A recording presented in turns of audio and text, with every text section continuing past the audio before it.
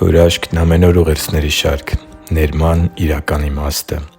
Շարունակում ենք շարքը, որը կրում է «Ինչպես դառնալ ներողամիտ քրիստոնյա» անվանումը։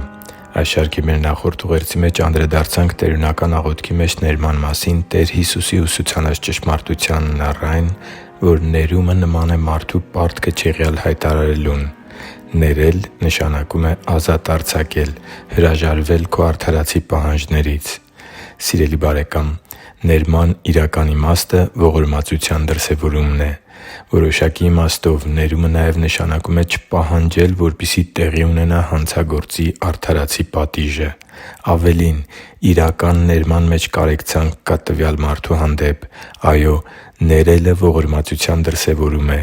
Դու ունես իրավունք պահանջելու արդար դատաստան, բայց հրաժարվում ես դրանից հանուն դիմացինի, որպեսզի նա չտուժի։ Եթե տերունական աղոթքի մեջ Տեր Հիսուսը հստակ ուսուցանում էր, որ չներելը հանգեցնելու է Հայր Աստծու կողմից չներված լինելու սարսափելի կարգավիճակին, ապա երանունների ուսուցման մեջ Տեր Հիսուսը շեշտադրում է ողորմասիրտ լինելու օրհնությունը և այն, որ ողորմածները իրենք էլ նման շնորհի են արժանանալու։ Մատթեոս 5:7 կարդում ենք Տեր Հիսուսի խոսքերը. «Երանի ողորմածներին, որովհետև նրանք ողորմություն կգտնեն»։ Աստծու համար թանկ ու սիրելի՛ զավակ, մեր մարդկային բնույթը հակված է չներելու, քանի որ տվյալ մարդու պատճառով ցավ ու տառապանք կրած մեր ես-ը պահանջում է արդարադատություն, արդար պատիժ մեր հանդեպ մեղք ու հանցանք գործած մարդու համար։ Սակայն ողորմածությունը վեր է ճշմարիտ ու արդարացի պատժի իրավունքից։ Ասվածի լավագույն ուսուցումը փոխանցում է Տեր Հիսուսը պարտատեր ծառայի մասին առակի մեջ.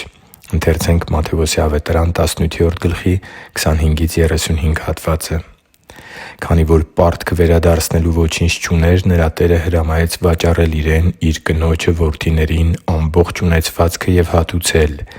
Այդժամ ծառան ընկավ նրա առջև, երկրպագում էր նրան և ասում. «Տե՛ր, համբերատար եղիր իմ նկատմամբ, և բոլորը կհատուցեմ քեզ»։ Տերն այդ ծառային գթած, արձակեց նրան և պարտքը նրան ներեց։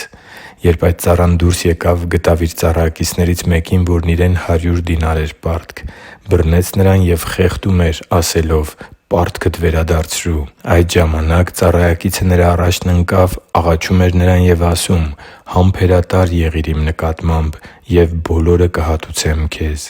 Բայց նա չկամեցավ, այլ գնաց և նրան բանտ գցեց, մինչև պարտքը հատուցեր։ Երբ նրա ծառայակիցները տեսան պատահածը, շատ տրտմեցին և եկան ամեն ինչ հայտնեցին իրենց տիրոջը։ Այդ ժամանակ տերը նրան իր մոտ կանչեց և ասաց. «Չար ծառա, ես ամբողջ պարտքդ քեզ ներեցի, որովհետև դու ինձ աղաչեցիր։ Պետք չէր, որ դու էլ քո ծառայակցին ողորմեիր, ինչպես ես քեզ ողորմեցի»։ Եվ Տերը բարկանալով նրան հանձնեց դահիճներին, մինչև հատուցեր ամբողջ պարտքը։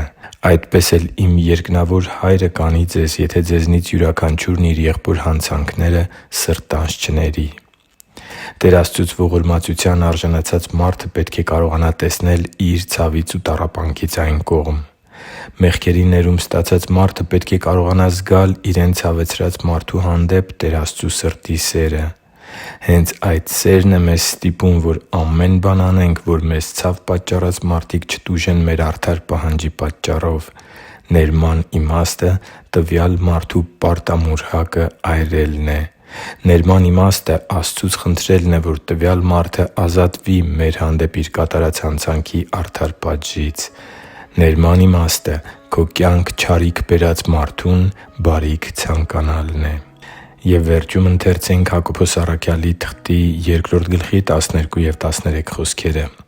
«Այնպես խոսեք և այնպես արեք, որպես թե ազատության օրենքով եք դատվելու, որովհետև անողորմի նկատմամբ անողորմ դատաստան է լինելու.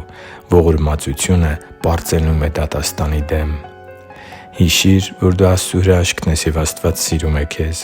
Շնորհակալ եմ, որ դու կա՛ս։ Սիրով և աղոթքով, Արման Մանուկյան։